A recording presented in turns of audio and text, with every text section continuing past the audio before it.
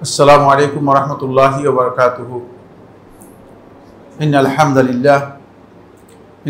لله نحمده ونستعينه ونستغفره ونعوذ بالله من شرور أنفسنا وسيئات أعمالنا. من يهده الله فلا مضل له ومن يضلل فلا هادي له وأشهد أن لا إله إلا الله وحده لا شريك له وأشهد أن محمدا عبده ورسوله. أما بعد فإن خير الحديث كتاب الله وخير الهدي هدي محمد صلى الله عليه وسلم وشر الأمور محدثاتها وكل محدثة بدعة وكل بدعة ضلالة وكل ضلالة في النار أو كما قال عليه الصلاة والسلام. قال الله سبحانه وتعالى في كلامه المجيد: قل إن كنتم تحبون الله فاتبعوني يحببكم الله ويغفر لكم ذنوبكم والله غفور رحيم. قال رسول الله صلى الله عليه وسلم: إذا طبخت مرقا فأكثر ماءه ثم انظر هل أهل بيت من جيرانك فأصبهم منها بمعروف. أخرجه مسلم من حديث أبي ذر الغفاري رضي الله تعالى عنه. সম্মানিত উপস্থিতি, শুরুতে আল্লাহ তাআলার অসংখ্য শুকরিয়া যে আল্লাহ সুবহানাহু ওয়া তাআলা মেহেরবানি করে আমাদেরকে ইয়ামুল জুমার পরন্ত বিকেলে, যে সময় জমহুর আহলে হাদিস, বরং বলতে পারি যে প্রায় সমস্ত আহলে হাদিস বলেছেন যে আল্লাহ সুবহানাহু ওয়া তাআলা বান্দাদের দোয়া কবুল করে থাকেন। ঠিক দোয়া কবুলের গুরুত্বপূর্ণ একটি সময়ে আমাদেরকে মজলিসে ইলমিতে, একটা ইলমি মজলিসে একত্রিত হওয়ার, উপস্থিত হওয়ার তৌফিক দিয়েছেন। এই জন্য আল্লাহ তাআলা শুকরিয়া আদায় করি, আলহামদুলিল্লাহ। কোনো সন্দেহ নেই আল্লাহ তাআলার কাছে সবচেয়ে মর্যাদার, সবচেয়ে সম্মানের জায়গা হচ্ছে এই পৃথিবীতে একটাই, যেটি শেখুল ইসলাম ইবনে তাইমিয়া রাহিমাহুল্লাহ তাআলা মাজমু ফাতাওয়ার মধ্যে উল্লেখ করেছেন। তিনি বলেছেন যে ইন্না লিল্লাহি জান্নাতান ফিল আরদ, যে আল্লাহ রাব্বুল আলামিনের পৃথিবীতে একটা জান্নাত আছে। মান লাম ইয়াদখুলহা, যে ব্যক্তি এই জান্নাতে প্রবেশ করলো না, লাম ইয়াদখুল জান্নাতাল আখিরা, সে আখিরাতের জান্নাতে প্রবেশ করতে পারবে না। আর এই দুনিয়ার জান্নাত সম্পর্কে শেখুল ইসলাম ইবনে তাইমিয়া রাহমাতুল্লাহ পরিচয় করে দিয়েছেন, ওয়া জান্নাতুদ দুনিয়া হিয়া হালাকুদ যিকির। জান্নাতুদ দুনিয়া, দুনিয়ার জান্নাত হচ্ছে জিকিরের যে হালাকা আছে, এই যে ইলমি যে মজলিস আছে, এই মজলিসটুকু। সুতরাং এই মজলিসে বসা এটি অনেক মর্যাদাপূর্ণ একটি বিষয়। বেকার সময় নষ্ট করার চেয়ে যারা দ্বীনি মজলিসে এসে বসে যাবেন, তিনি যদি এই আলোচনা থেকে একটা শব্দ বুঝতে না পারেন, রাসূলুল্লাহ সাল্লাল্লাহু আলাইহি ওয়াসাল্লাম হাদিসের মধ্যে ইরশাদ করেন, লা ইয়াশকা জালিসুহুম, তাদের সাথে বসার কারণে আপনি কোনোভাবেই দুর্ভাগা হবেন না, বঞ্চিত হবেন না। সুবহানাল্লাহ। মানে অবশ্যই একটা কিছু দিবে, আপনি পাবেনই, যদি আপনি কিছু বুঝেন নাই, যদিও এই দারাজ থেকে আপনি কিছু দিতে পারেন নাই। কিন্তু আলহামদুলিল্লাহ আমরা এই দারাজে বসলেই কিছু না কিছু নেওয়ার জন্য আমাদের সুযোগ আছে, স্কোপ আছে, সেটা আমরা চেষ্টা করবো। আল্লাহ তাআলা আমাদেরকে তৌফিক দান করুন। আমরা হারিয়ে যাওয়ার সুন্নত নিয়ে আমাদের ধারাবাহিক আলোচনা চলছে। আপনারা জানেন, লেনদেন এবং মানে ব্যক্তিগত জীবনে যে সুন্নাহগুলো আমাদের কাছ থেকে ব্যাপকভাবে হারিয়ে গেছে, সেগুলো আমাদের আলোচনায় আমরা নিয়ে এসেছিলাম। আমরা গত আলোচনায় অনেকগুলো বিষয় আলোচনা করেছি। এর আজকের যে আলোচনা আছে, আলোচনার শুরুতেই একটি কথা আমি দৃষ্টি আকর্ষণ করবো, সেটা হচ্ছে এই পৃথিবীর সমস্ত উলামায়ে কেরামের ইজমা সাব্যস্ত হয়েছে এই বিষয়ে, সুন্নাহ যদি কোনো ব্যক্তি তিনি পালন না করেন অথবা তিনি ছেড়ে দেন, তরক করেন, তাহলে তিনি গুনাহগার হবেন না। যেহেতু সুন্নাহর উপর এমন অব্লিগেশন নেই, এমন বাধ্যবাধকতা নেই যে বাধ্যবাধকতার কারণে আল্লাহ সুবহানাহু ওয়া তাআলা তাকে গুনাহ দিবেন অথবা সে এর জন্য গুনাহগার হয়ে যাবে, এমন বাধ্যবাধকতা নেই, এই এটা কমায় দাও, দেখেন এসি চলতেছে না, এটা কমায় দাও, এটা আওয়াজের কারণে হচ্ছে, অসুবিধা হচ্ছে। জি, সুন্নাহ এর বাধ্যবাধকতা অনেক কম। ফলে সুন্নাহ যদি কোনো ব্যক্তি তরক করে তাহলে সে গুনাহগার হবে না, শাস্তির মুখোমুখি হবে না, এটা আমরা সবাই জানি। কিন্তু কোন ব্যক্তি যদি নবী সাল্লাল্লাহু আলাইহি ওয়াসাল্লাম একটি সুন্নাহকে উপহাস করে, একটি সুন্নাহ নিয়ে না জেনে নবী সাল্লাল্লাহু আলাইহি ওয়াসাল্লামের সুন্নাহ নিয়ে মন্তব্য করে, কটূক্তি করে, তাহলে সে ব্যক্তি ঈমান থেকে খারিজ হয়ে যাবে। এই ব্যাপারে আলেমদের দ্বিমত নেই। দেখেন এখানে কিন্তু খুবই গুরুত্বপূর্ণ বিষয় রয়ে গিয়েছে। নবী সাল্লাল্লাহু আলাইহি ওয়াসাল্লামের সুন্নাহটা আমাদের কাছে মনে হচ্ছে যেন আমলের দিক থেকে যদিও ক্ষুদ্র হয়, যদিও মনে হয় যেন কম, কিন্তু যদি কোনো কারণে কোন ব্যক্তি নবী সাল্লাল্লাহু আলাইহি ওয়াসাল্লামের সুন্নাহকে অবজ্ঞা করে, তুচ্ছ জ্ঞান করে, সেই ব্যক্তি যদি কটূক্তি করে, বিদ্রূপ করে, সুন্নাহ নিয়ে খারাপ মন্তব্য করে, তাহলে সে ইসলাম থেকে বেরিয়ে যাবে, ভয়ঙ্কর অপরাধ হয়ে যাবে। আপনি মিসওয়াক করতে পারলেন না, অসুবিধা নেই, আপনি এর জন্য আপনার মানে বড় ধরনের গুনাহ হয়ে যাবে না, যেহেতু সুন্নাহ। কিন্তু মিসওয়াক নিয়ে আপনি যদি ধৃষ্টতা পোষণ করেন,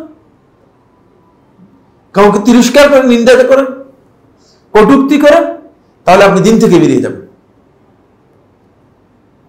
তাহলে বোঝা যাচ্ছে যে বিষয়টা কিন্তু সহজ নয়, মানে এটা অনেক গুরুত্বপূর্ণ বিষয়।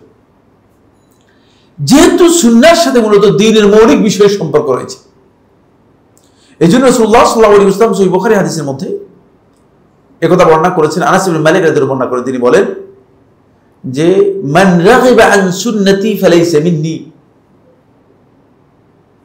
আজকে আমাদের জুমার খুতবার একটা পার্ট এটা ছিল, যেটা আমরা সময়ের কারণে ইস্তেদরাক করতে পারিনি, আলোচনা করতে পারিনি।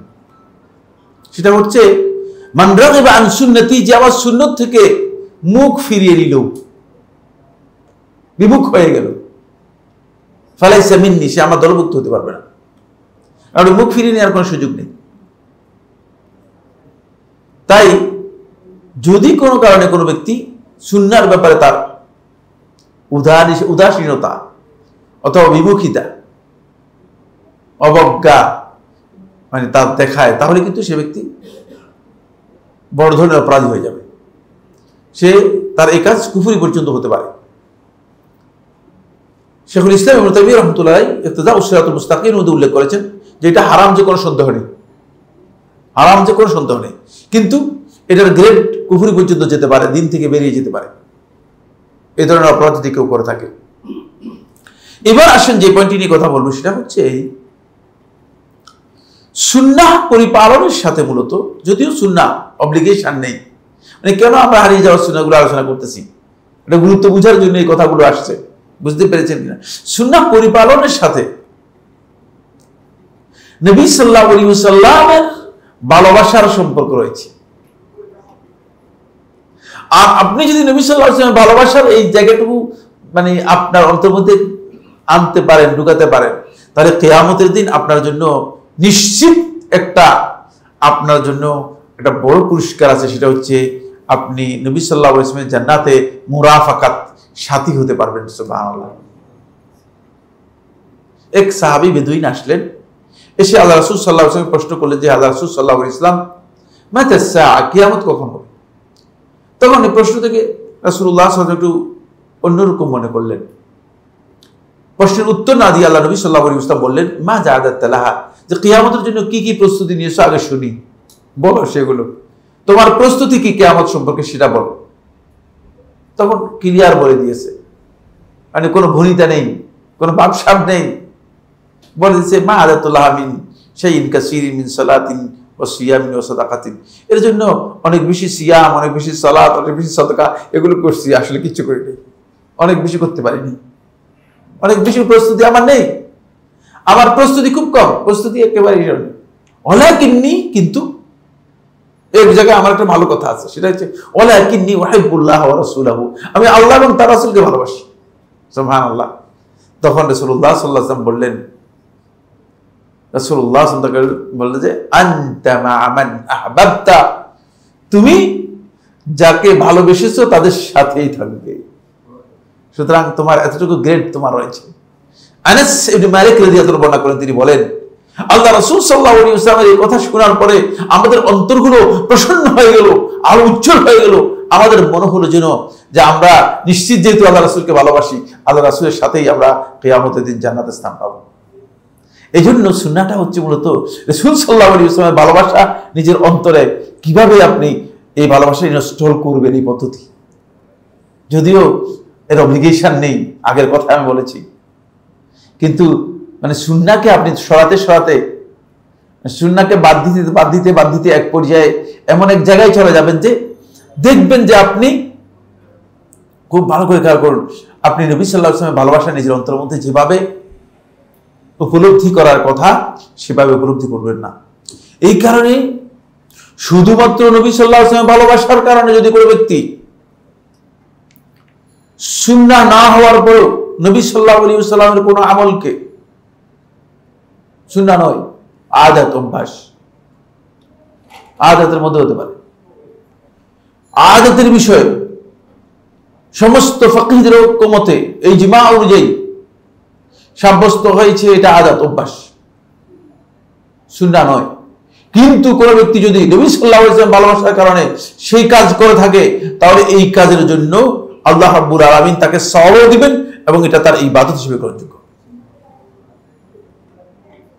যেমন আপনি যদি নবী সাল্লাল্লাহু আলাইহি ওয়াসাল্লাম লাউ খেয়েছেন, কদু, আপনি যদি নবী সাল্লাল্লাহু আলাইহি ওয়াসাল্লাম ভালোবাসার কারণে কদু আপনি যদি মানে 10 কেজিও খান বা 10 মনও খান, করে লাভ নেই।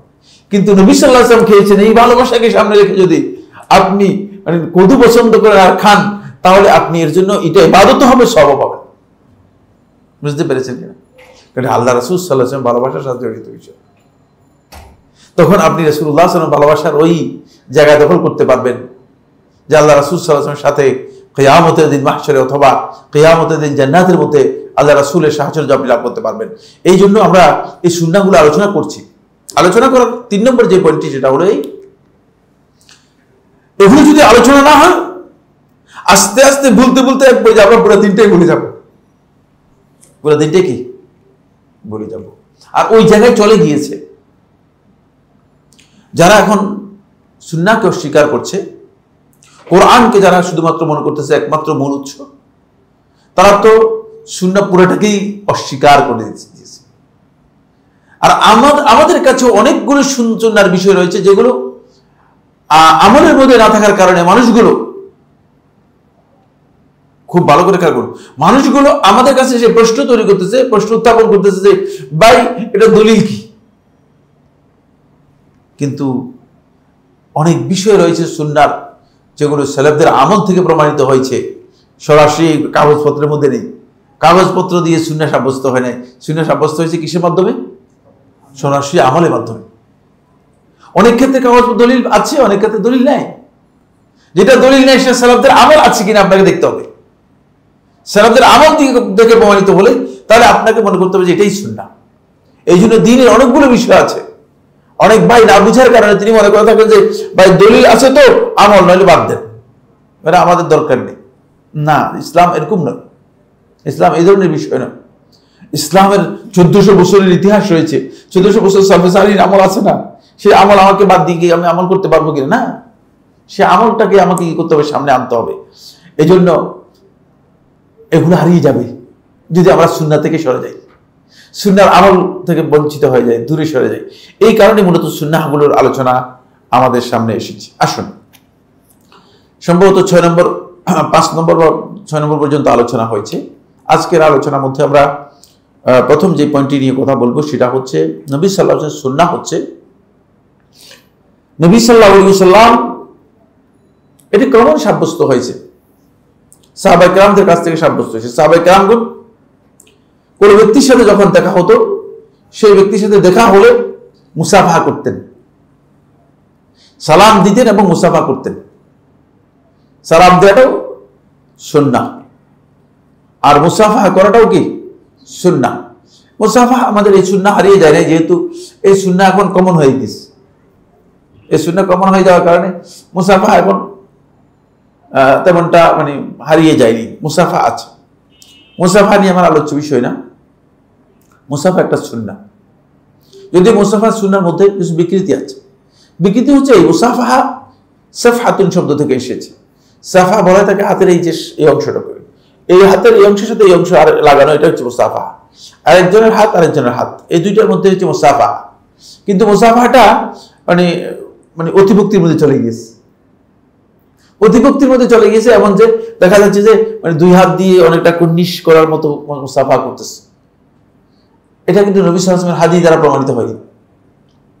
নবী সাল্লাল্লাহু আলাইহি ওয়াসাল্লাম যদি, খুব ভালো করে খেয়াল, নবী সাল্লাল্লাহু আলাইহি ওয়াসাল্লাম যদি কারো সাথে মুসাফা করতেন, একটু তাকে মানে ঘনিষ্ঠ করার জন্য নবী সাল্লাল্লাহু আলাইহি ওয়াসাল্লাম মাঝে মধ্যে কি করতেন, নবী সাল্লাল্লাহু আলাইহি ওয়াসাল্লাম এভাবে হাত দিতেন এবং তার আরেক হাত দিয়ে রাসূলুল্লাহ সাল্লাল্লাহু আলাইহি ওয়াসাল্লাম তার হাতের মধ্যে হাত রাখতেন। এটা আব্দুল্লাহ ইবনে মাসউদ থেকে সহিহ বুখারী riwayat-এর মধ্যে এসেছে। যেমন আমি আপনার সাথে মুসাফা করলাম আর আপনার হাতের মধ্যে হাত দিলাম, বুঝতে পেরেছেন? এজন্য আব্দুল্লাহ ইবনে মাসউদ রাদিয়াল্লাহু আনহু বলেছেন যে কানা ইয়াদি বাইনা ইয়াদাই রাসূলুল্লাহ সাল্লাল্লাহু আলাইহি ওয়াসাল্লাম, আমার হাত ছিল আল্লাহ রাসূল সাল্লাল্লাহু আলাইহি ওয়াসাল্লাম দুই হাতের মাঝে। এখান থেকে একটা ভুল ব্যাখ্যা নিয়েছে আমাদের দেশের আলেমরা, বুঝতে ভুল হয়ে গিয়েছে, অথবা নিজেরা ইচ্ছাকৃত ভুল ব্যাখ্যা নিয়েছে কিনা আমি জানি না, তবে ভুল ব্যাখ্যা আমি একটু বুঝতে ভুল হয়েছে, এটাকে আমি অগ্রাধিকার দিচ্ছি। এখান থেকে যে ভুল ব্যাখ্যাটুকু নিয়েছে সেটা হচ্ছে এই যে আব্দুল্লাহ ইবনে মাসউদ রাদিয়াল্লাহু তাআলা আনহু দুই হাতের, রাসূল সাল্লাল্লাহু আলাইহি ওয়াসাল্লামের দুই হাতের মাঝে আব্দুল্লাহ ইবনে মাসউদের হাত ছিল। এখান থেকে বোঝা যাচ্ছে যে দুই হাতে মুসাফা করত। বুঝতে পেরেছেন কথাটা? কথা বুঝতে পেরেছেন? এটা গলত। গলতের এক নম্বর দলিল হচ্ছে যদি দুই হাতে মুসাফা হতো তাহলে আব্দুল্লাহ ইবনে মাসউদ রাদিয়াল্লাহু তাআলা তার দুই হাত দিতেন। কথা কি বুঝতে পেরেছেন? কারণ আল্লাহ রাসূল সাল্লাল্লাহু আলাইহি ওয়াসাল্লাম দুই হাত দিয়ে মুসাফা করবে আর আব্দুল্লাহ ইবনে মাসউদ রাদিয়াল্লাহু তাআলা এক হাত দিয়ে রাখবে, এটা মোটেও হতে পারে না। যদি সুন্নাহ হতো তাহলে আব্দুল্লাহ ইবনে মাসউদ এটা করতেন না। কথাটা বুঝতে পারলাম কিনা? এটা একটা পয়েন্ট। দ্বিতীয় নম্বর পয়েন্ট হচ্ছে তিনি এটা বুঝাচ্ছেন যে রাসূল সাল্লাল্লাহু আলাইহি ওয়াসাল্লামের দুই হাতের মাঝে আমার হাত ছিল। মাঝে থাকার অর্থ এই নয় যে রাসূল সাল্লাল্লাহু আলাইহি ওয়াসাল্লাম দুই হাত দিয়ে মুসাফা করেছেন।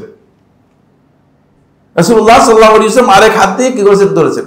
ফলে হাফিজ ইবনে হাজার রাহমাতুল্লাহ আলাইহি তিনি এই হাদিসের ব্যাখ্যার মধ্যে বলেছেন যে মিন তামামিল মুসাফাহাতি, মুসাফার মানে পরিপূর্ণতার দিক হচ্ছে যে আইয়াখুযার রাজুলু ইয়াদাহু বিয়াদিহি, একজন ব্যক্তি তার হাত দিয়ে ওই ব্যক্তির হাতকে ধরবে। এটা হচ্ছে মুসাফার পরিপূর্ণতা, বোঝে না? এটা আরো ঘনিষ্ঠ, একটু ঘনিষ্ঠতার জন্য আল্লাহ রাসূল সাল্লাল্লাহু আলাইহি ওয়াসাল্লাম করতেন, আল্লাহ রাসূল সাল্লাল্লাহু আলাইহি ওয়াসাল্লাম করতেন। বুঝতে পেরেছেন? এটা দুই হাত দিয়ে মুসাফা করা, এটা সুন্নিয়তকে বুঝায় না, এটা সুন্নাহ হওয়াকে বুঝায় না। যদিও এই মাসআলার মধ্যে আরো বক্তব্য রয়েছে, যেহেতু আমার এই আলোচ্য বিষয় নয় এজন্য আমি আর সেদিকে যাচ্ছি না। আমি মানে যতটুকু বক্তব্য দরকার ততটুকু দিয়ে আবার মূল বক্তব্যে চলে যাচ্ছি। আমি যে পয়েন্টটি নিয়ে কথা বলছি সেটা হলো এই, সুন্নাহ হচ্ছে আপনি যখন মুসাফা করবেন কোন ব্যক্তির সাথে, যে সুন্নাহটুকু হারিয়ে গেছে সেটা হলো আমরা অনেকেই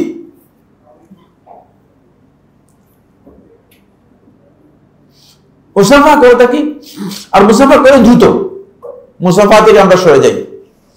কিন্তু রাসূলুল্লাহ সাল্লাল্লাহু আলাইহি ওয়াসাল্লাম মুসাফার সুন্নাহ হচ্ছে আল্লাহ নবী সাল্লাল্লাহু আলাইহি ওয়াসাল্লাম মুসাফা করার সময় মানে সর্বশেষ মুসাফা থেকে যিনি সুন্নাহ হচ্ছে মানে শেষ আপনি কি করবেন, তার হাত ছাড়বেন, এটা হচ্ছে সুন্নাহ। মানে আপনি তাকে ছেড়ে দিবেন না, এটা একটা ভালোবাসারও প্রমাণ আর এটা সুন্নাহরও দলিল। এই মন রাসূলুল্লাহ সাল্লাল্লাহু আলাইহি ওয়াসাল্লাম হাদিস আনাস ইবনে মালিক রাদিয়াল্লাহু আনহু বর্ণনা করে তিনি বলেন কানা রাসূলুল্লাহ সাল্লাল্লাহু আলাইহি ওয়াসাল্লাম ইযা সাফাহা রাজুলান, রাসূলুল্লাহ সাল্লাল্লাহু আলাইহি ওয়াসাল্লাম যখন কোনো ব্যক্তির সাথে মুসাফা করতেন লাম ইয়াতরুক ইয়াদাহু, তার হাত ছেড়ে দিতেন না, হাত্তা ইয়াকুনাল মুসাফির ওয়াত তারিক লিয়াদি রাসূলুল্লাহ সাল্লাল্লাহু আলাইহি ওয়াসাল্লাম, যতক্ষণ পর্যন্ত যিনি যার সাথে মুসাফা করছেন তিনি রাসূল সাল্লাল্লাহু আলাইহি ওয়াসাল্লামের হাত না ছাড়তেন, অর্থাৎ রাসূল সাল্লাল্লাহু আলাইহি ওয়াসাল্লাম শেষে ছাড়তেন। এখান থেকে বোঝা যায় এই সুন্নাহটুকু আমাদের কাছে অনেকটা আননোন আছে। দেখা গেল যে আমরা মুসাফা করি মানে আরেকজনের সাথে মুসাফা করার জন্য অনেক সময় দেখা যায় তাড়াহুড়ো করে, না, মুসাফা এর মধ্যে আপনি কি করবেন, আপনি সর্বশেষ হাত ছাড়বেন। এর সুন্নাহ হচ্ছে আপনি সর্বশেষ হাত ছাড়বেন। এটা একটা আদব, নবী সাল্লাল্লাহু আলাইহি ওয়াসাল্লাম শিক্ষা দিয়ে গেছেন উম্মতকে, বুঝতে পেরেছেন? কারণ নবী সাল্লাল্লাহু আলাইহি ওয়াসাল্লাম যদি মানে তার হাত নবী সাল্লাল্লাহু আলাইহি ওয়াসাল্লাম যদি মানে সবার শেষে ছাড়েন, খুব ভালো করে খেয়াল করেন, তাহলে নবী সাল্লাল্লাহু আলাইহি ওয়াসাল্লাম কতটুকু বিনয়ের পরিচয় দিয়েছেন, কতটুকু বিনয়ের পরিচয় দিয়েছেন। সুবহানাল্লাহ। আল্লাহ রাসূল সাল্লাল্লাহু আলাইহি ওয়াসাল্লাম বিনয়টা কোন গ্রেডের ছিল? মানে সাহাবী তার হাত সরিয়ে নেওয়া পর্যন্ত রাসূলুল্লাহ তার হাত সরিয়ে নিতেন না।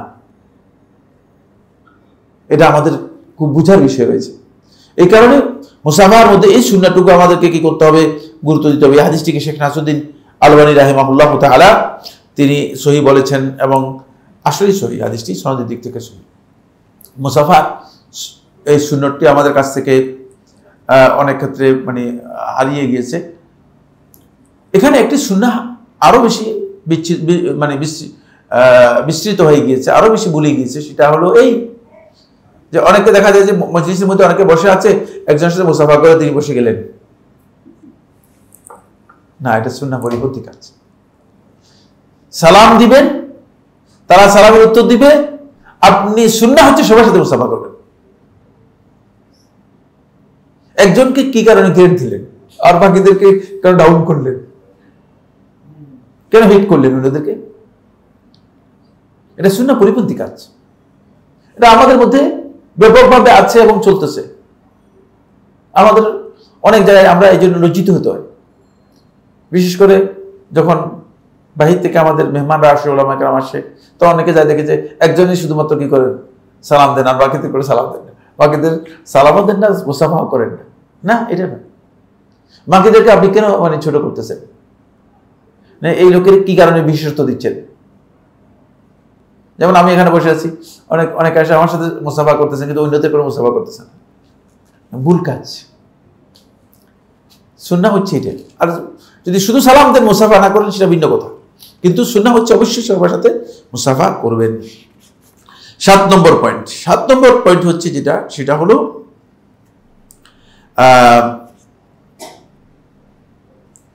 প্রতিবেশীকে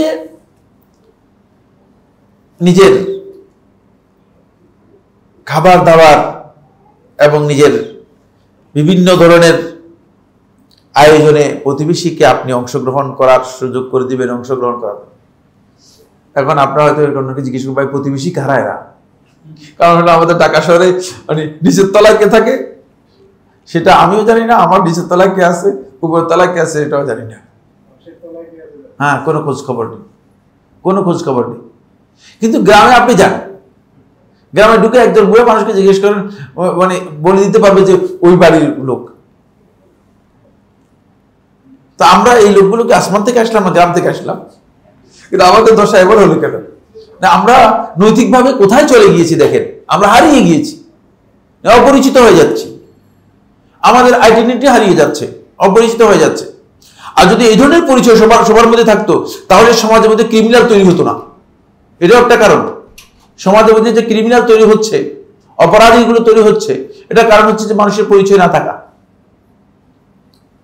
ক্রিমিনালরা এখানে এসে স্থান করে নিচ্ছে, মানে সব অপরিচিত লোক। প্রতিবেশী সম্পর্কে রাসূলুল্লাহ সাল্লাল্লাহু আলাইহি ওয়াসাল্লাম খুবই আমাদের গুরুত্বপূর্ণ ইনফরমেশন দিয়ে গেছেন এবং বলে গেছেন যে রাসূলুল্লাহ সাল্লাল্লাহু আলাইহি ওয়াসাল্লাম প্রতিবেশীকে আল্লাহ নবী সাল্লাল্লাহু আলাইহি ওয়াসাল্লাম জিবরিল আমিনের মাধ্যমে রাসূলুল্লাহ সাল্লাল্লাহু আলাইহি ওয়াসাল্লামকে এত বেশি জানানো হয়েছে, এত বেশি বলা হয়েছে প্রতিবেশীর ব্যাপারে। রাসূল সাল্লাল্লাহু আলাইহি ওয়াসাল্লাম বলতেছেন যে হাত্তা যারানতু আন্নাহু সাইয়ুরিসুহু, আমি এই ধারণা করতেছিলাম যে হয়তো ওয়ারিশি সম্পদের মধ্যে ওয়ারিশি বাড়িয়ে দিবে প্রতিবেশী। আপনি দেখেন কোরআনে কারীমের মধ্যে প্রতিবেশীর হকের কথা বর্ণনা করা হয়েছে, কোরআনের মধ্যে বর্ণনা করা হয়েছে, আলাদা বর্ণনা করা হয়েছে। বরং রাসূলুল্লাহ সাল্লাল্লাহু আলাইহি ওয়াসাল্লাম বলেছেন যে ব্যক্তি তার প্রতিবেশীর অনিষ্ট থেকে যে ব্যক্তি নিরাপদ হতে পারলো না বা প্রতিবেশীর ক্ষতি থেকে বাঁচতে পারলো না, সে হয়তো ঈমানে থাকলো, ঈমানের দিক থেকে তার ক্ষতির কথা রাসূলুল্লাহ সাল্লাল্লাহু আলাইহি ওয়াসাল্লাম বলেছেন। এখান থেকে বোঝা যায় যে প্রতিবেশীর প্রতি আমাদের অনেকগুলো করণীয় রয়েছে। তার মধ্যে এখানে আমরা যে করণীয় সেটা হলো এই, খেয়াল রাখবেন যে বিভিন্ন আয়োজনে প্রতিবেশীকে মানে সামান্য হলেও তাকে কি করবেন, শেয়ার করবেন। এখন তো প্রতিবেশী দূরের কথা, নিকট আত্মীয় আয়োজনে দাওয়াত পায় না। আমাদের দাওয়াতগুলো, আমাদের আয়োজনগুলো এমন, নিকট আত্মীয় অনেকে মানে নিকট আত্মীয়কে দাওয়াত দেয় না, ফলে প্রতিবেশীর কথা তো প্রশ্নই আসে। কিন্তু এটা সুন্নাহ পরিপন্থী কাজ। নবী সাল্লাল্লাহু আলাইহি ওয়াসাল্লাম প্রতিবেশীর নিয়মিত খবর নিতেন এবং রাসূলুল্লাহ সাল্লাল্লাহু আলাইহি ওয়াসাল্লাম প্রতিবেশীকে সামান্য হলেও, এমনকি আব্দুল্লাহ ইবনে উমর রাদিয়াল্লাহু আনহু একটা হাদিসের মধ্যে এসেছে, রাসূলুল্লাহ সাল্লাল্লাহু আলাইহি ওয়াসাল্লাম বলেছেন, আব্দুল্লাহ ইবনে উমর রাদিয়াল্লাহু বলেন যে প্রতিবেশী যদি অমুসলিম হয় তাহলেও তাকে আপনি কি করবেন, তাকে কিছু হাদিয়া দিবেন, তাকে কিছু হাদিয়া দিবেন। কারণ অমুসলিম ব্যক্তিকে আপনি হাদিয়া দিতে কোনো বাধা ইসলামী শরীয়তের মধ্যে নেই, অমুসলিমকেও আপনি হাদিয়া দিতে পারবেন। এরপরে যে পয়েন্টটি, সেটা হচ্ছে কিছু পয়েন্ট আমরা একটু বাদ দিচ্ছি, যেগুলো এখানে আলোচনার প্রয়োজন নেই। লেনদেনের বেচা কেনার কিছু বিষয় আমরা আলোচনা করেছিলাম মনে হয় না গত আলোচনার মধ্যে।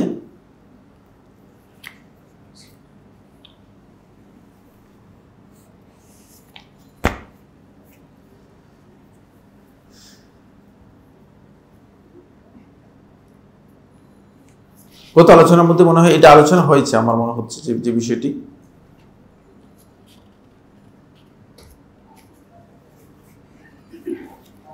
যে ব্যক্তি আপনাকে হাদিয়া দিবে তার সাথে আপনার একটা হাদিয়া, আসলে এটি খুবই গুরুত্বপূর্ণ বিষয়। এটাও সুন্নাহ, হাদিয়া আদান প্রদান করা, এটাও সুন্নাহ। তা আমাদের মধ্যে একটা মিসকনসেপ্ট তৈরি হয়েছে, আমাদের কিছু ওলামায়ে কেরাম অথবা কিছু সংখ্যক লোক, মানে ঠুনকো জ্ঞানের অধিকারী যারা আছেন, তারা হাদিয়ার ব্যাপারে বিভিন্ন ধরনের মিসকনসেপ্ট দিয়ে মানুষদেরকে বলছে যে হাদিয়ার কোনো দরকার নেই। ফলে এখন দেখবেন যে মানে হাদিয়া মানে একেবারেই মানে আমাদের কাছ থেকে হাদিয়াটা মানে অনেকটা নির্মূল হয়ে গিয়েছে, অনেকটা নির্মূল হয়ে গেছে। এমনকি একজন অহংকারী করতেছে, বলতেছে যে দেখেন না, আমি কোনো ধরনের হাদিয়া কোথাও নিই না। তাহলে কি হাদিয়া নিয়ে হারাম এই কারণে নিচ্ছেন না? হারাম তো দুনিয়ার কোনো আলেম ফতোয়া দেয় না, দুনিয়ার কোনো আলেম তো হারাম ফতোয়া দেয় না। আপনি কোথেকে এই হারাম ফতোয়া দিচ্ছেন বা হারামের এই জায়গায় যাচ্ছেন কেন? এখানে আমাদের সবচেয়ে বড় গলদ যেটা, সেটা হলো এই, অনেকে অল্প সংখ্যক বিষয়, একটা বিষয় নিয়ে সামান্য স্টাডি করে সেটাকে অন্যদিকে নিয়ে যাচ্ছেন। যৌতুক একটা মাসআলা, হাদিয়ার একটা মাসআলা। যৌতুকের মাসআলা এনে যদি হাদিয়ার মধ্যে ঢুকাই দেন তাহলে তো আপনি পুরোটা গলদ করে ফেললেন। অনেক জায়গায় সেটাই হচ্ছে। যৌতুক হারাম কোনো সন্দেহ নেই, কারণ যৌতুক আর হাদিয়া কি এক জিনিস কিনা? না, এক জিনিস নয়। রাসূলুল্লাহ সাল্লাল্লাহু আলাইহি ওয়াসাল্লাম এই উম্মতের সবচেয়ে গুরুত্বপূর্ণ একটি সুন্নাহ করেছেন, সেটা হচ্ছে এই যে নবী সাল্লাল্লাহু আলাইহি ওয়াসাল্লাম নিজেও হাদিয়া গ্রহণ করতেন, নবী সাল্লাল্লাহু আলাইহি ওয়াসাল্লাম নিজেও হাদিয়া দিতেন, এবং নবী সাল্লাল্লাহু আলাইহি ওয়াসাল্লাম এই কথা স্পষ্ট করেছেন, তাহাদাউ তাহাব্বু, তোমরা পরস্পর হাদিয়া বিনিময় করো। এটা এই লফজটা এসেছে, আপনারা খুব ভালো করে জানেন যে এটা আমর, নির্দেশ এসেছে, রাসূলুল্লাহ সাল্লাল্লাহু আলাইহি ওয়াসাল্লামের পক্ষ থেকে নির্দেশ দেওয়া হয়েছে। যদিও জুমহুর আহলে হাদিস ওলামায়ে কেরাম এই নির্দেশটাকে ইস্তিহবাব, মুস্তাহাব হিসেবে উল্লেখ করেছেন বা সুন্নাত হিসেবে উল্লেখ করেছেন, ফরজ বাধ্যতামূলক বলেন নাই। কিন্তু এই হাদিসের মধ্যে নির্দেশ রয়েছে, যদি আপনি এই আমলটুকু না করেন, এই আমলটুকু যদি মুসলমানদের মধ্যে বিরাজ না করে অথবা মুসলিম সোসাইটির মধ্যে যদি এই আমল না থাকে, তাহলে সেখানে ভালোবাসা কি হবে না, গ্রো করবেন না। কারণ যেহেতু আল্লাহ রাসূল সাল্লাল্লাহু আলাইহি ওয়াসাল্লাম কথা বলে গেছে, এই হাদিসের বক্তব্য থেকে এটা বোঝা যায়, তাহাদু তাহাদাউ তাহাব্বু, তাহলে তোমাদের মধ্যে ভালোবাসা তৈরি হবে। আওয়ালা আদুল্লুকুম, আমি কি তোমাদেরকে এমন একটা বিষয় জানাবো না, ইজা ফাআলতুমুহু, যদি তোমরা সেই কাজটি করো, তাহাবাবতুম ফীমা বাইনাকুম, তাহলে তোমাদের পরস্পরের মাঝে ভালোবাসা তৈরি হবে, তোমরা পরস্পরকে ভালোবাসতে পারবে। তখন রাসূলুল্লাহ সাল্লাল্লাহু আলাইহি ওয়াসাল্লাম সাহাবায়ে কেরামদেরকে বলেন, সাহাবায়ে কেরাম বলেন, আল্লাহ রাসূল সাল্লাল্লাহু আলাইহি ওয়াসাল্লাম কালা আফশুস সালামা বাইনাকুম, তোমাদের নিজেদের মধ্যে সালামকে প্রসার করো। সালাম দাও না, সালাম দাও এই কথা বলেন না, সালামকে প্রসার করো। সালাম আপনি দেখবেন যে মসজিদের মধ্যে সালাম নেই, মসজিদ থেকে মুসল্লি বের হয়ে যাচ্ছে, মুখের দিকে তাকিয়ে থাকছে, সালাম দিচ্ছে না। সালাম আমাদের বেশিরভাগ ক্ষেত্রে নেই। কারোর সাথে দেখা হচ্ছে, আপনি তাকে সালাম দিচ্ছেন না, অথচ এই সালামটাই যদি ব্যাপকভাবে মুসলমানদের মধ্যে থাকতো তাহলে দেখতে মুসলমানদের অবস্থার পরিবর্তন হয়ে যেত। এটাকে ছোট করে দেখার সুযোগ নেই। কারণ রাসূলুল্লাহ সাল্লাল্লাহু আলাইহি ওয়াসাল্লাম মানে ঈমানী ভ্রাতৃত্ব তৈরির জন্য যে ভালোবাসা, এই ভালোবাসার মূল পরিসর হিসেবে সালামকে আল্লাহ রাসূল সাল্লাল্লাহু আলাইহি ওয়াসাল্লাম কি করেছেন, ইন্ডিকেট করেছেন এখানে হাদিসের মধ্যে। সালামটা এই গুরুত্ব বহন করে। আলোচ্য বিষয় এখানে না, আলোচ্য বিষয় হচ্ছে এই, এখানকার আলোচ্য বিষয় যখন আপনাকে কেউ হাদিয়া দিবে অথবা কারো কাছ থেকে আপনি হাদিয়া পাবেন, তখন আপনি হাদিয়া গ্রহণ করবেন, এটা নবী সাল্লাল্লাহু আলাইহি ওয়াসাল্লামের সুন্নাহ।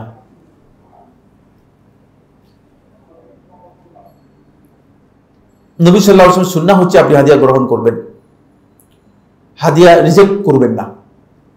যদি সেটা হাদিয়া হয়ে থাকে, তবে সামনে আমি আলোচনা করব কোন প্রকারের হাদিয়া আপনি গ্রহণ করবেন, কোন প্রকারের হাদিয়া আপনি গ্রহণ করবেন না। নবী সাল্লাল্লাহু আলাইহি ওয়াসাল্লামের সুন্নাহ হচ্ছে যেটা, সেটা নবী সাল্লাল্লাহু আলাইহি ওয়াসাল্লাম হাদিয়া গ্রহণ করতে বলেছেন।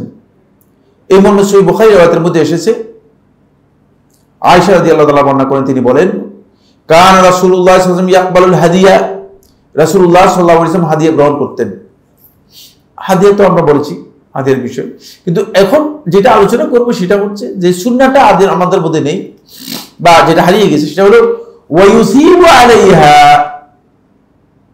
রাসূলুল্লাহ সাল্লাল্লাহু আলাইহি ওয়াসাল্লাম হাদিয়াও গ্রহণ করতেন, আবার হাদিয়ার সাথে আল্লাহ নবী সাল্লাল্লাহু আলাইহি ওয়াসাল্লাম কি করতেন, হাদিয়ার এগেইনস্টে রাসূলুল্লাহ সাল্লাল্লাহু আলাইহি ওয়াসাল্লাম কিছু আবার হাদিয়া অথবা কিছু তাকে অতিরিক্ত দিয়ে দিতেন, কিছু জিনিস দিয়ে দিতেন। দেখছেন, আমরা তো মোল্লা মৌলবী যারা আছে খালি পকেটের দিকে তাকাই, দেন শুধু, কিন্তু কোন সময় হাদিয়া দিলে হাদিয়া দেওয়ার পদ্ধতি শিখিও নাই, জানিও নাই, কেউ শিখাইও নেই। সুন্নাহ যেটা, সেটা আমাদের মধ্যে নাই বললেই চলে। কিন্তু আল্লাহ নবী সাল্লাল্লাহু আলাইহি ওয়াসাল্লাম ফ্রি খেতেন না, হাদিয়া কবুল করতেন, হাদিয়া কবুল করে তাকে হাদিয়ার বিনিময়ে কি করতেন, রাসূলুল্লাহ সাল্লাল্লাহু আলাইহি ওয়াসাল্লাম একটা কিছু দিয়ে দিতেন। আল্লাহ নবী সাল্লাল্লাহু আলাইহি ওয়াসাল্লামের কাছে কিছু থাকলে হাদিয়া দিয়ে দিতেন। যিনি আপনাকে হাদিয়া দিয়েছেন তাকে হাদিয়া দিবেন, এটা সুন্নাহ। তাকে আপনি হয়তো সেই মানে কাছাকাছি হাদিয়া দিতে পারেন, সেই পরিমাণে হাদিয়া দিতে পারেন, অথবা অন্য কিছু হাদিয়া দিতে পারেন। কিভাবে দিবেন সেটা আমরা আলোচনার মধ্যে আনবো। তবে নবী সাল্লাল্লাহু আলাইহি ওয়াসাল্লাম সুন্নাহ হচ্ছে হাদিয়া দিলে তাকে আপনি একেবারেই কি করবেন না, মাহরুম করবেন না। কারণ সে তো আপনাকে সম্মান করেছে, ওই ভালোবাসার ওই সম্মানের জায়গাটাকে ঠিক রাখার জন্য যতবারই হাদিয়া দেয় ততবারই মাশাআল্লাহ মাশাআল্লাহ সবসময় আনবেন, সবসময় দিবেন, কিন্তু নিচের করে খবর নেই। পরে হাদিয়া কি হয়ে যাবে, হ্যাঁ, হাদিয়া খুজিয়া হয়ে যাবে। কারণ হাদিয়া খুজিয়া হয়ে যাবে বন্ধুটা, তখন আর দেখবেন যে হাদিয়া দিচ্ছে না। কারণ হচ্ছে এই হাদিয়ার জায়গাটা আল্লাহ নবী সাল্লাল্লাহু আলাইহি ওয়াসাল্লাম এভাবে বলেন নেই। রাসূলুল্লাহ সাল্লাল্লাহু আলাইহি ওয়াসাল্লাম সাহায্য কিছু দিতেন। সুনান আবু দাউদের মুসনাদে আহমদের হাদিসের মধ্যে এসেছে, রাসূলুল্লাহ সাল্লাল্লাহু আলাইহি ওয়াসাল্লাম ওমান আতা ইলাইকুম মা'রুফান ফাকাফিউহু, যে ব্যক্তি তোমাদের কোনো একটা ভালো কিছু করে দিল, ভালো কিছু দিল, ফাকাফিউহু, তোমরা তাকে এর জন্য কিছু বিনিময় মুকাফা দাও, এর জন্য কিছু বিনিময় দাও। মুসনাদ আহমদের আরেক হাদিসের মধ্যে আসছে, ওমান আহদা ইলাইকুম ফাকাফিউহু, যে তোমাদের কাছে হাদিয়া দিবে তাকে তোমরা কিছুটা বিনিময় দাও। ফাইন লাম তাজিদু, যদি বিনিময় দেওয়ার মতো তোমার কাছে কিছু নাই, পকেটে হাত দিয়ে দেখেছে বুঝলেন না, একেবারে খালি, কিছুই নেই পকেটের মধ্যে, অন্তত চকলেট থাকলে একটা দিতে পারতেন, বুঝতে পারছেন? আর চকলেট হাতে দেখে একটা মাঝে মধ্যে বড় চকলেট পকেট যাদের বড় আছে কিছু কিছু চকলেট লিখে দিবেন, দেখো রাস্তায় বাচ্চাদেরকে দিয়ে দিবেন হাদিয়া। সুন্নতটাও আদায় হয়ে গেল, আর এর মাধ্যমে আপনি নিজেও অনেক বড় মানে আল্লাহ তাআলার কাছে মর্যাদা পেয়ে গেলেন, বুঝতে পেরেছেন? আমরা দেখতাম যে আমাদের এক ভাই আছেন, অসুস্থ হয়ে পড়েছেন। যখনই আমি প্রোগ্রামে যেতাম, বিভিন্ন প্রোগ্রাম মানে ওনার সাথে যে প্রোগ্রাম, চকলেট না দিয়ে কোনোদিন ছাড়তেন না। আপনি শুনে আমি ডায়াবেটিসের রোগী, চকলেট বলে আপনি অন্য কাউকে দিয়ে দেন, তারপরে আমাকে চকলেট দিয়ে দিন, পকেট পুরোটাই চকলেটে ভরপুর, সব সময় চকলেটে ভরপুর, বুঝতে পেরেছেন? দেখেন সহজ জিনিস, খুবই সহজ জিনিস, কিন্তু মানে এইসব অভ্যাসের মধ্যে মানে আপনি দেখবেন যে এগুলো আল্লাহ রাসূল সাল্লাল্লাহু আলাইহি ওয়াসাল্লামের দেখানো যে দিকগুলো আছে সেগুলোর মধ্যে সৌন্দর্য নিহিত আছে, সেগুলোর মধ্যে মানুষের ভালোবাসা নিহিত আছে। ওই যে এই লোকে মানে অনেক বেশি কিছুই দেয়নি, আমাকে চকলেট দিয়েছে, দেখছেন তার কথাটা আমার মানে এখনো মনে আছে। মৃত্যুর তার যদি মারাও যায়, অসুস্থ মানুষ, আমরা দোয়া করি আল্লাহ তার সুস্থ করে দেয়, মানে মানে মারাও যায় তো আমার মনে থাকবে যে দেখা হলে কিন্তু চকলেট দিতেই। আমাদের আসুন্না কমপ্লেক্স মসজিদের মধ্যে একজন আসে সবসময়, চকলেট নিয়ে আসে, যত লোক আছে দেখি যে আশেপাশে মসজিদের মধ্যে কি চকলেট বিক্রি হয় নাকি। আমি একদিন হঠাৎ করে চকলেট কই থেকে মানুষের কাছে চকলেট বলছে, না হয়েছে ওইটি চকলেট নিয়ে আসছে, সবাইকে দিচ্ছে চকলেট। এই যে সুন্নার দিকটা, এটা কিন্তু আমাদের মধ্যে মানে আমরা এই রাসূল সাল্লাল্লাহু আলাইহি ওয়াসাল্লামের হাদিসগুলোকে নিজেদের জীবনের মধ্যে কি করতে পারি, আনতে পারি, এই নিজের জীবনের মধ্যে এগুলোকে বাস্তবায়ন করতে পারি। যদি ফাইলাম তাজিদু, ওই ওখানে গিয়েছি, যদি তুমি পকেটের মধ্যে কিছু না পাও, চকলেটও না পাও, তাহলে কি করবা? মা তুকাফিউহু, যেটা দিয়ে তাকে কিছু দিবে, কিছু বিনিময় দিবে, সেটা যদি তোমার কাছে না থাকে, ফাদউ লাহু, তাহলে তার জন্য দোয়া করবে। অন্তপক্ষে দোয়াটা দিয়ে দাও, বুঝলে, অন্তপক্ষে দোয়াটা দিয়ে দাও। দোয়ার গ্রেড কি? সুবহানাল্লাহ, আপনি শুধুমাত্র জাযাকাল্লাহু খাইরান এই লাফজটুকু বললেন, এর উপর আমার, আপনারা জানেন যে এর উপর আমার মানে বক্তব্য রয়েছে, একটা পোস্ট রয়েছে একটা ফেসবুকের মধ্যে, শুধুমাত্র জাযাকাল্লাহু খাইরান এটা বললেন, আর বেশি কিছুই না।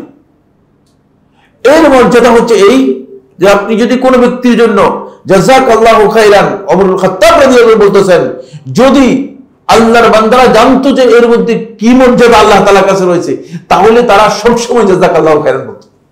সুবহানাল্লাহ। আমরা মানে একজনকে জাযাকাল্লাহু খাইরান বলতে তো কোনো ধরনের আপনার কোনো ধরনের অসুবিধা নেই, ঠিক না? কোনো সমস্যাই নেই, খুব সহজ ভাবে বলতে পারে জাযাকাল্লাহু খাইরান। কিন্তু দেখা যাচ্ছে যে আমরা সেই দোয়াটুকু বা অন্য কোনো দোয়া করতে পারবো। এখানে যেহেতু রাসূলুল্লাহ সাল্লাল্লাহু আলাইহি ওয়াসাল্লাম নির্দিষ্ট করে দেন নাই দোয়া, আল্লাহ নবী কোনো কোনো রাওয়াতের মধ্যে জাযাকাল্লাহু খাইরান এই শব্দটি এসেছে, কিন্তু আল্লাহ রাসূল সাল্লাল্লাহু আলাইহি ওয়াসাল্লাম যেহেতু নির্দিষ্ট করেন নাই, আপনি যে কোনো দোয়া তার জন্য করতে পারবেন, যে কোনো দোয়া আপনি তার জন্য করতে পারবেন। এবং এই যে দোয়া করাটা, এটা আল্লাহ রাসূল সাল্লাল্লাহু আলাইহি ওয়াসাল্লামের গুরুত্বপূর্ণ হাদি, এই কারণে যে রাসূলুল্লাহ সাল্লাল্লাহু আলাইহি ওয়াসাল্লাম সাহাবায়ে কেরামদেরকে নির্দেশ দিয়েছেন। ফলে আল আদাবুল মুফরাদের মধ্যে ইমাম বুখারী রাহিমাহুল্লাহ তাআলা সাবিত আল বুনহানি রাদিয়াল্লাহু তাআলা থেকে রাহিমাহুল্লাহ তাআলা থেকে বর্ণনা করেন, তিনি বলেন, আনাস ইবনে মালিক রাদিয়াল্লাহু আনহু বর্ণনা করেছেন, ইয়া বুনাই, সাবিত আল বুনহানি রাহমাতুল্লাহকে লক্ষ্য করে আনাস রাদিয়াল্লাহু আনহু বলতেছেন, হে আমার বৎস, তাবাদালু বাইনাকুম, তোমরা নিজেদের মধ্যে ভালোবাসা বিনিময় করো অথবা নিজেদের মধ্যে হাদিয়া বিনিময় করো। ফাইন্নী আওয়াদ্দু লিমা বাইনাকুম, কারণ আমি তোমাদের মধ্যে চাচ্ছি যে এর মাধ্যমে তোমাদের পরস্পরের ভালোবাসাটা ঠিক থাকুক। এই জন্য ভালোবাসা তৈরি হতে হলে নিজেদের মধ্যে চেষ্টা করতে হবে যে যেভাবে হোক হাদিয়া কি করার জন্য, বিনিময় করার জন্য। এক্ষেত্রে রাসূল সাল্লাল্লাহু আলাইহি ওয়াসাল্লাম কাফের ব্যক্তি যদি হাদিয়া দিতেন, তাহলে রাসূলুল্লাহ সাল্লাল্লাহু আলাইহি ওয়াসাল্লাম কি করতেন? কাফের হাদিয়া গ্রহণ করতেন না। আমাদের কাছে কয়েক ভাই আসছে, আজকে প্রশ্ন তো দেখলেন না, বসে রাগ করিনি আর কি, সহজ করে বলে দিছি, মাঝে মধ্যে একটু রাগও হই। তিনি প্রশ্ন করেন মানে মানে বাপসাপটা এমন যে মানে সব কাজ হালাল করতেছে, শুধু এই মাসালার মধ্যে একেবারে মানে ভাইয়ের কাছ থেকে হাদিয়া নিলে কি গুনাহ হয়ে যাবে কিনা, ভাই যেহেতু মানে এমন জায়গায় চাকরি করে, সুবহানাল্লাহ, মানে এই মাসালার মধ্যে তিনি শুধু হালাল হারামের মাসালা আটকে গেছেন, আর সব হালাল হালাল। অথচ পকেটের মধ্যে যে টাকা আছে, এই টাকাটাও মানে বাংলাদেশ ব্যাংকের সুদের টাকা, ঠিক না? টাকা এগুলো সব বাংলাদেশ ব্যাংক সুদি কারবার করে। টাকাগুলো ব্যাংক থেকে কিভাবে আসে আপনি জানেন? আপনারা জানেন কিনা? সবাই জানার কথা। সব সুদের মাধ্যমে ব্যাংকিং করে, বিভিন্ন ব্যাংকগুলোকে দেয়। তো তাহলে তো আপনি পকেটের টাকাটাই তো মিয়া সুদের। ওয়াজ করতেছেন যে কোন জায়গায় ওয়াজ করতেছেন, বুঝে শুনে কথা বলতে হবে, তো জ্ঞান নিয়ে কথা বলতে হবে। এই জন্য আমাদের যাদের জ্ঞান নেই আসলে বলতে, তারা অনেক সময় দেখা যায় প্রশ্ন করার মধ্যে মানে বড় কিছু ব্যবসার মধ্যে সব কিছু ঠিকঠাক আছে, সব 100% হালাল, হালালের উপর একবারে পুত পবিত্র অবস্থায় আছে, শুধু এক জায়গায় সমস্যা। না, আসলে এরকম না, বহু সমস্যা আমাদের মধ্যে রয়েছে। নবী সাল্লাল্লাহু আলাইহি ওয়াসাল্লাম কাফের ব্যক্তির কাছ থেকে হাদিয়া গ্রহণ করতেন। কাফের লেনদেন সব তো হালাল, ঠিক না? না, আর আমাদের কাছে এসে যে আমার ভাই একজন মানে তিনি চাকরি করেন, মধ্যে মধ্যে ঘুষটুস খান আর কি, আমরা তার বাসায় গিয়ে খাবো কিনা, এটা আমাদের প্রশ্ন করেন।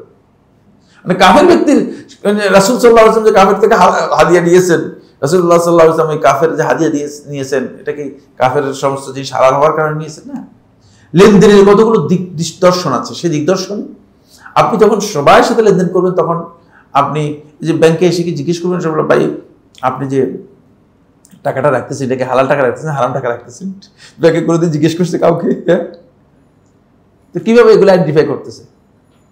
তারপরে বাজারে মানে দোকানে গিয়ে আপনি এখন দোকানে, ভাই আপনি যে মালটা বিক্রি করতেছে এটা কি চুরি করে আনছেন না কিনে আনছেন, জিজ্ঞেস করছে কোনোদিন? কেউ তো কোনোদিন জিজ্ঞেস করেনি, কেউ তো কোনোদিন জিজ্ঞেস করেনি, কারণ এগুলো এই সিস্টেমে চলে না, লেনদেনের এই সিস্টেম চলবে না। এতটুকু বিশ্বাস মুসলমানদেরকে মুসলিম সোসাইটি করতে হবে। এই জন্য ওলামায়ে কেরাম বলেছেন যে মুসলিম সোসাইটিতে যেখানে গোশত পাওয়া যাবে, মুরগির গোশত হোক, গরু গোশত হোক, ছাগলের গোশত হোক, মুসলিম সোসাইটিতে মুসলমানদের মধ্যে যখন পাওয়া যাবে তখন আপনি এখানে জিজ্ঞেস করবেন না ভাই এটা কি হালাল জিনিস না হারাম জিনিস, এটা জিজ্ঞেস করবেন না। কারণ মুসলমানদের মধ্যে মুসলমানদের পদ্ধতি হচ্ছে হালাল পদ্ধতি। এখন আপনি কয়জন লোককে এবারে জিজ্ঞেস করবেন? তাহলে তো আপনি আর জীবনযাপন করতে পারবেন না। এই জায়গায় আপনাদের থামতে হবে, খেয়াল রাখতে হবে যে নবী সাল্লাল্লাহু আলাইহি ওয়াসাল্লাম কি করেছেন? হাদিয়া গ্রহণ করেছেন, কাফেরদের কাছ থেকে হাদিয়া গ্রহণ করেছেন।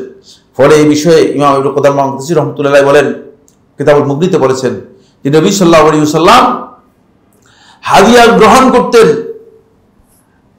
কাফেরদের কাছ থেকে। এমনকি নবী সাল্লাল্লাহু আলাইহি ওয়াসাল্লাম যখন মেকাওকাস মিশরের গভর্নর ছিল তখন তিনি হাদিয়া পাঠিয়েছেন রাসূলুল্লাহ সাল্লাল্লাহু আলাইহি ওয়াসাল্লামের কাছে একজন দাসী, রাসূলুল্লাহ সাল্লাল্লাহু আলাইহি ওয়াসাল্লাম সে হাদিয়া গ্রহণ করেছেন।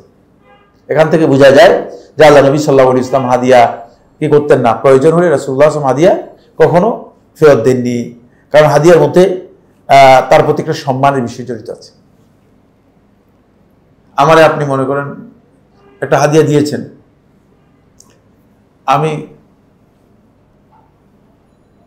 একেবারে তাৎক্ষণিকভাবে আপনার বলে যে ভাই আপনার বড় আমার একটু সন্দেহ আছে, হাদিয়াটা আমি নিলাম না, বেশি তাকওয়া দেখালাম, বেশি দেখালাম, বুঝতে পেরেছেন? কি ঘটনা ঘটবে? ইসলাম এটাকে মোটেও গ্রহণ করে নেই, ইসলামী পদ্ধতি না। যদি আপনার পছন্দ না হয় তাহলে আপনি সেটা ব্যবহার না করে আপনি অন্যকে দিয়ে দিতে পারবেন, কিন্তু এই ভালোবাসার জায়গাটুকু, ইসলামের এই সৌন্দর্যের জায়গাটুকুকে আপনি কোনোভাবেই এটাকে ড্যামেজ করে দিতে পারবেন না, এটাকে নষ্ট করে দিতে পারবেন না। এটা ভুল কাজ। আমাদের কিছু সংখ্যক লোক আছে যে এই বিষয়গুলো মোটেও বুঝে না, এখানে গিয়ে আঘাত এনে চেষ্টা করে যে মানে তাকে বলছে লোকটাকে আমি করে দিলাম, একবারে সোজা করে দিলাম। সোজা আসলে কিছু করেন নাই, বরং একটা মুসলিম সমাজের মধ্যে সোসাইটিতে একটা বিভেদ তৈরি হবে, হিংসা বিদ্বেষ তৈরি হবে। ইসলাম এটাকে পছন্দ করে নেই, এইভাবে পছন্দ করে নেই। রাসূলুল্লাহ সাল্লাল্লাহু আলাইহি ওয়াসাল্লাম এই কারণেই হাদিয়া গ্রহণ করতেন। কিন্তু 3 জায়গায় হাদিয়া গ্রহণ করার কোনো সুযোগ নেই। কয় জায়গায় নেই? এক নম্বর হচ্ছে আপনি যদি কোনো সরকারি দায়িত্বরত থাকেন, সে দায়িত্ব পালনের ক্ষেত্রে দায়িত্বের কোনো সুযোগ সুবিধা কাউকে দেওয়ার জন্য হাদিয়া গ্রহণ করা আপনার জন্য বৈধ নয়। এটা ওমর ইবনে খাত্তাব এমন ওমর ইবনে আব্দুল আজিজ রাহমাতুল্লাহ আলাইহি থেকে বর্ণিত হয়েছে, বলেছেন যে হাদিয়াল উম্মাল গুলুল, যারা সরকারি কর্মকর্তা রয়েছে পোস্টে থাকার কারণে সে যদি হাদিয়া গ্রহণ করে থাকে তাহলে এটা খেয়ানত হবে, তার এটা আত্মসাৎ হবে। এখন তো হাদিয়া তারাই পায় শুধু পোস্টের কারণে হাদিয়া, বুঝতে পেরেছেন কিনা? এখানে কোন প্রকার হাদিয়া বৈধ নয়। এখানে গিয়ে ক্রেস্ট দিবেন না, এখানে গিয়ে ফুলও দিবেন না, ব্যক্তিগতভাবে বাসায় দিয়ে আসতে পারে। কিন্তু আমরা সবাই এটা করতেছি, কারণ তাহলে তিনি ক্ষমতার অথবা পদের অপব্যবহার করবেন, অপপ্রয়োগ করবেন। এই জন্য নবী সাল্লাল্লাহু আলাইহি ওয়াসাল্লাম ইবনুল লুতবিয়া, এই আল্লাহ রাসূল সাল্লাল্লাহু আলাইহি ওয়াসাল্লাম একজন কালেক্টর হচ্ছে জাকাত কালেক্ট করতে যারা, তারা তার নাম হচ্ছে ইবনুল লুতবিয়্যা আল আজদি, ইবনুল লুতবিয়্যা আল আজদি রাদিয়াল্লাহু তাআলা আনহু। তাকে রাসূলুল্লাহ সাল্লাল্লাহু আলাইহি ওয়াসাল্লাম প্রেরণ করেছিলেন যাকাত আদায় করার জন্য। তো যাকাত আদায় করার জন্য যখন গিয়েছে, তো স্বাভাবিকভাবেই লোকেরা দেখছে যে রাসূলের পক্ষ থেকে আসছে যাকাত নেওয়ার জন্য, লোকটা নিশ্চয়ই ভালো। তো ভালো লোক হলে কেউ কেউ ইচ্ছাকৃতভাবে হাদিয়া নিয়েছে, আর কেউ কেউ বলছে যে ঠিক আছে এটা যাকাতের জন্য দিলাম আর এটা তোমার দিলাম। তখন তিনি সেভাবেই কি করেছেন, গ্রহণ করেছেন। তার কাছে এটা জানা ছিল না, ক্লিয়ার ছিল না বিষয়টি, যে আল্লাহ রাসূল সাল্লাল্লাহু আলাইহি ওয়াসাল্লাম তাকে যে কাজের জন্য দিয়েছে, যে কাজের জন্য অ্যাসাইন করেছেন, দায়িত্ব দিয়েছেন, সেই কাজে গিয়ে এটা করা যাবে না, এটা জানা ছিল না। এরপরে যখন যাকাতের মাল কালেক্ট করে চলে আসলেন, নিয়ে আসলেন, এনে বললেন যে আল্লাহ রাসূল সাল্লাল্লাহু আলাইহি ওয়াসাল্লাম এটা হচ্ছে যাকাতের মাল, যাকাতের জন্য, আর এটা আমাকে দিয়েছে, এটা আমার ব্যাপার। কি বলো, কি তুমি কি কাজ করে আসছো? তুমি যদি তোমার ঘরের মধ্যে বসে থাকতে এই দায়িত্ব আমি না দিতাম, তাহলে তোমার ঘরে কি এই হাদিয়া দিত? এই হাদিয়া তুমি পেতে? সুতরাং তোমার এই কাজটা বৈধ হয় না। এই জন্য হাদিয়াল উম্মাল এটা হারাম, দেওয়াও যাবে না, গ্রহণও করা যাবে না। এখানে সুন্দর করে বলতে, ওয়াজ করে দেওয়ার সুযোগ না যে নবী সাল্লাল্লাহু আলাইহি ওয়াসাল্লাম হাদিয়া, ঠিক আছে দেন দেন দেন, যত তাড়াতাড়ি দিতে পারেন। নবী সাল্লাল্লাহু আলাইহি ওয়াসাল্লাম হাদিয়া গ্রহণ করেছেন না, এটা সুন্নাহ নয়, এটা সুন্নাহ নয়, বরং এটা হারাম। দ্বিতীয় নম্বর হচ্ছে যেটা, সেটা হলো এই, কারোর সাথে যদি আপনার ঋণের লেনদেন থাকে, 2 নম্বর সুরত, কারোর সাথে যদি আপনার ঋণের লেনদেন থাকে, ঋণ আছে, আপনি মনে করেন আপনার কাছ থেকে আমি মনে করেন 1 লাখ টাকা ঋণ নিয়েছি। এখন যতদিনই দেখা হয়, ওই যে চা খাওয়ান আপনি, মিয়া আপনি আমার তো 1 লাখ টাকা ঋণ দিয়েছি না, হারাম, হারাম খেয়ে ফেলছেন, বুঝেননি?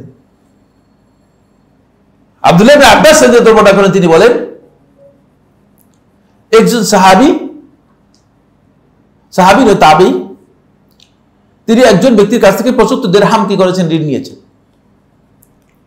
75 দিরহাম ঋণ নেওয়ার পরে বলে যে এই ব্যক্তি মাছ ধরত, বলে আমাকে মাসে মাসে 1-2টা করে মাছ দিত।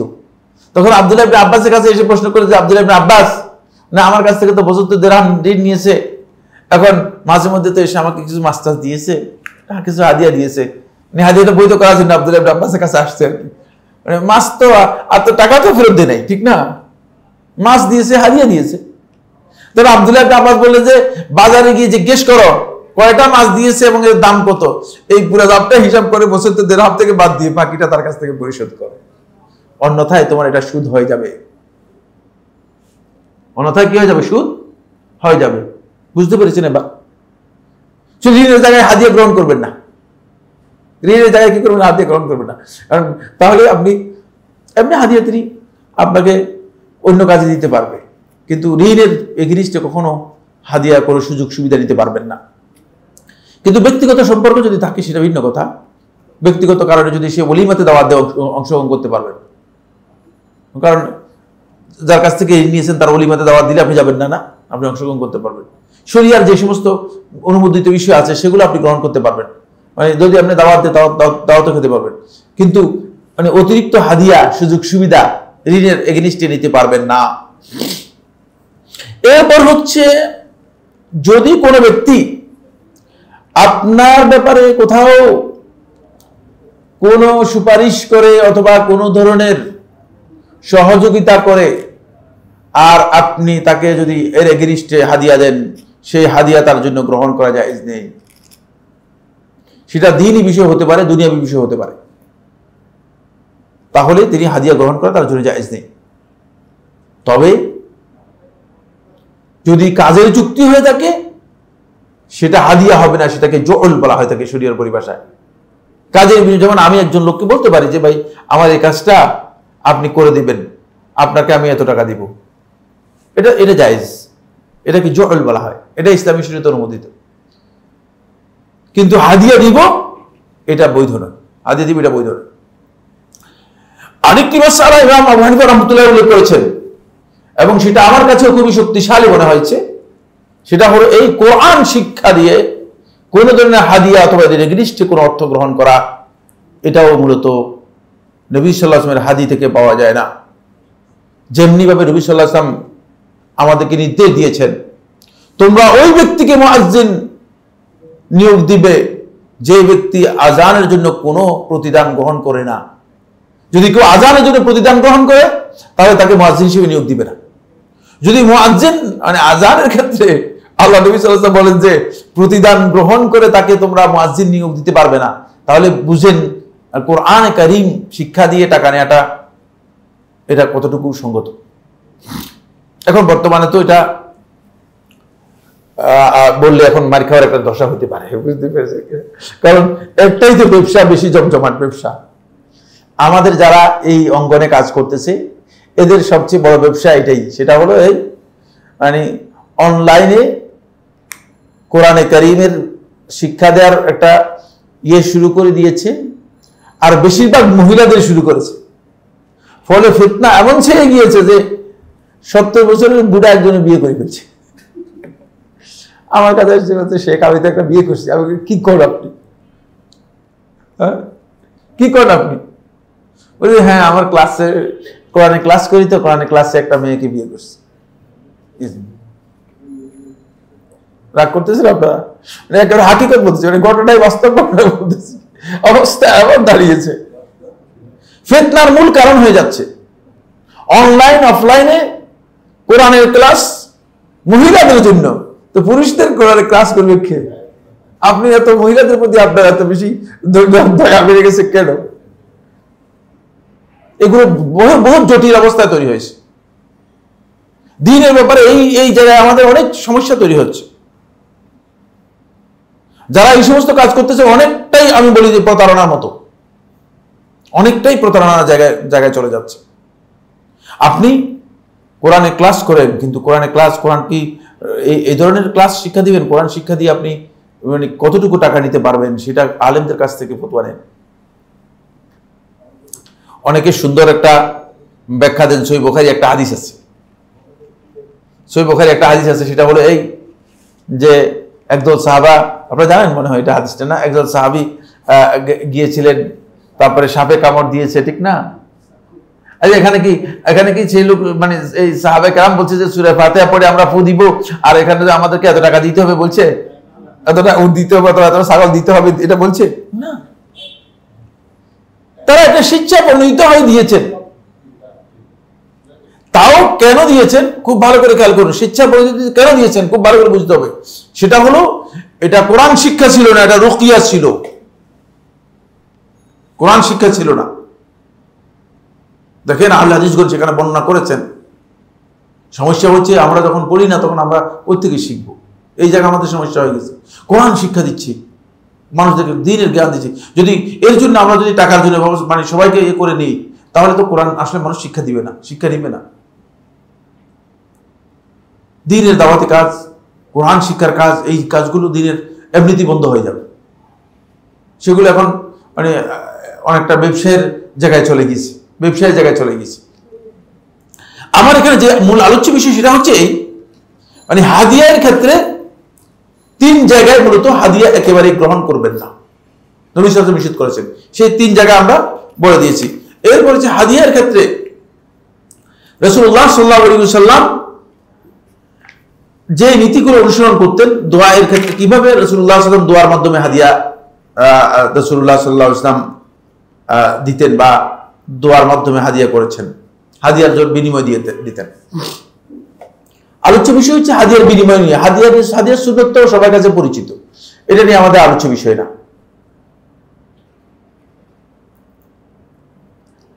এক নম্বর হচ্ছে উসামা ইবনে যায়েদ রাদিয়াল্লাহু আনহু বর্ণনা করেন, তিনি বলেন রাসূলুল্লাহ সাল্লাল্লাহু আলাইহি ওয়াসাল্লাম ইরশাদ করেছেন, মান সুনি'a আলাইহি মা'রুফুন ফাকালা লিফাইলিহি জাযাকাল্লাহু খাইরান ফাকাদ আবলাগা ফিস সানা।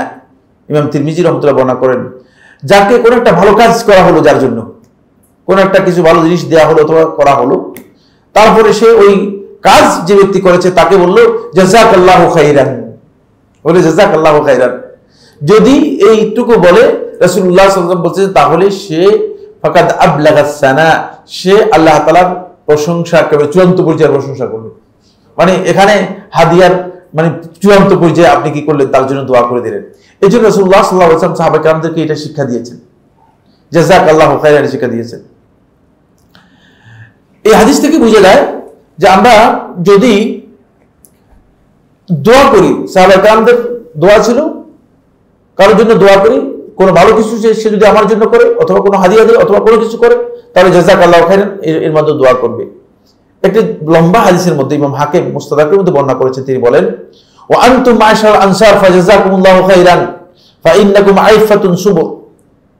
হে আনসারের দলেরা, জাযাকুমুল্লাহু খাইরান। দেখছেন, আল্লাহ তাআলা তোমাদেরকে উত্তম জাযা দান করেন। এজন্য আপনি দেখুন সৌদি আরবে যদি কোনো মানে মাশায়েখদের সাথে আপনার দেখা হয়, সৌদি কোনো লোকদের সাথে দেখা হয়, সাধারণ পাবলিক একেবারে এটাকে লেমন ছোট পর্যায়ের মানে এটা গাড়িওয়ালা, গাড়ি চালাচ্ছে, এরা দেখা হচ্ছে বুঝে না, আপনাকে মানে কথা বলার সাথে সাথে আপনাকে অন্তপক্ষে 100 বার আপনাকে বলছে জাযাকাল্লাহু খাইরান, জাযাকাল্লাহু খাইরান। মানে আপনি মনে করছেন কি এরকম ব্যাকল লাগে না, আসলে ব্যাকল না, আসলে তার আকল পুরো আছে, বুঝতে পেরেছেন?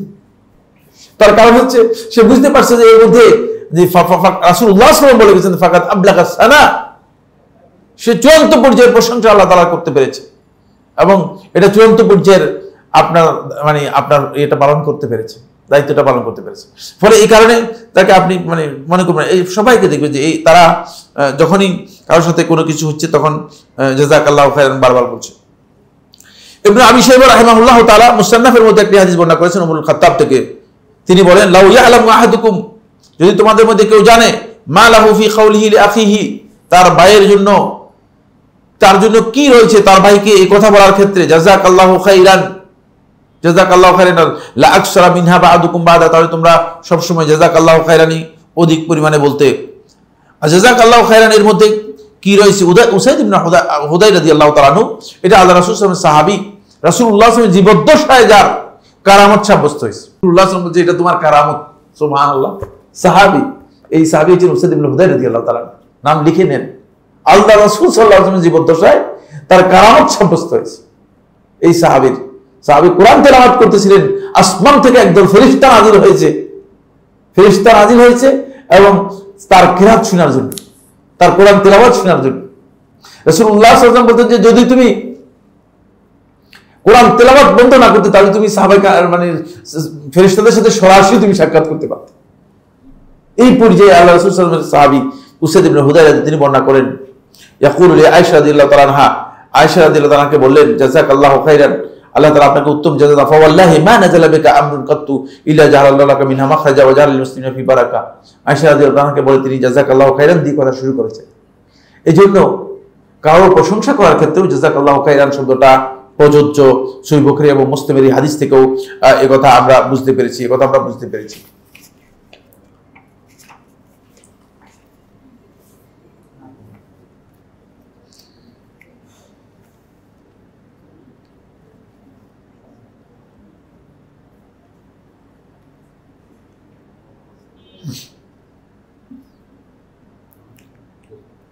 এখানে দুটি হাদিসের একটু তাআরুজ রয়েছে। একটা হাদিস আমরা সুনান আবু দাউদের হাদিস বর্ণনা করেছি, আব্দুল্লাহ ইবনে উমর রাদিয়াল্লাহু আনহু থেকে, তিনি বলেন রাসূলুল্লাহ সাল্লাল্লাহু আলাইহি ওয়াসাল্লাম বলেছেন মান সানা ইলাইকুম মা'রুফান ফাকাফিউহু, যে তোমাদের জন্য তোমাদের প্রতি কোন একটা ভালো কাজ করবে, ফাকাফিউহু, তোমরা তাকে মুকাফা দাও, একটু বিনিময় দাও। ফাইন লাম তাজিদু মা তুকাফিউনাহু, তাকে বিনিময় দেওয়ার কিছু যদি তোমরা না পাও, ফাদউ লাহু, তার জন্য দোয়া করো। হাত্তা তাও আন্নাকুম কাদ কাফাতুমুহু, যে ততক্ষণ পর্যন্ত দোয়া করবা যতক্ষণ পর্যন্ত দেখা যায় না যাক মোটামুটি তার একটা বিনিময় হয়েছে। এই হাদিস থেকে বোঝা যায় যে কোনো ব্যক্তি যদি ভালো কিছু আপনার জন্য করে তাহলে মুকাফা দিবেন। আর কাসিম ইবনে আব্দুর রহমান বর্ণনা করেন আবু মুহাম্মদ বাহিরি থেকে, তিনি বলেন রাসূলুল্লাহ সাল্লাল্লাহু আলাইহি ওয়াসাল্লাম ইরশাদ করেছেন মান শাফা আলি আখিহি বিশাফাআতিন, যে ব্যক্তি তার ভাইয়ের জন্য কোনো সুপারিশ করলো, ফাআহদা লাহু হাদিয়াতান আলাইহা, এই সুপারিশের এগেইনস্টে সে তাকে কোনো হাদিয়া দিল, ফাকাদ আতা বাবান আযীমান মিন আবওয়াবির রিবা, সেই সুদের ভয়ঙ্কর একটা মানে দরজায় কি করলো, প্রবেশ করলো, মানে সুদের জায়গায় চলে গেল। আবু দাউদের রাওয়ায়াতের মধ্যে দুইটি হাদিস সহিহ।